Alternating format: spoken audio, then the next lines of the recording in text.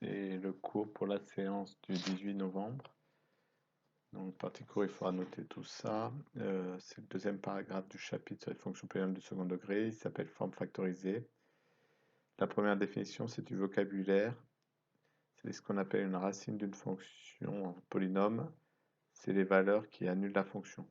Donc, c'est les solutions de l'équation f de x égale 0. Donc, par exemple, si on vous demande de vérifier que moins 2 est racine de cette fonction polynôme, ce qu'il suffit de faire, c'est de calculer f de moins 2 et de vérifier si que f de moins 2 est bien égal à 0. Donc pour ça, on remplace dans la formule x par moins 2 partout où on rencontre des x, donc c'est moins 2 au carré plus 5 fois moins 2 plus 6. Moins 2 au carré, c'est 4, parce que 2 au carré, ça fait 4, et des moins, il va y en avoir 2 à cause du carré, donc plus. 5 fois moins 2, moins 10, 6, 6. Et on se fait 4, moins 10 plus 6, 4 plus 6, 10, moins 10, 0. Donc on a bien vérifié que moins 2 était racine. Deux remarques, c'est qu'il y a des fonctions polynômes qui n'ont pas de racine, donc pour lesquelles l'équation f de x égale 0 n'a pas de solution.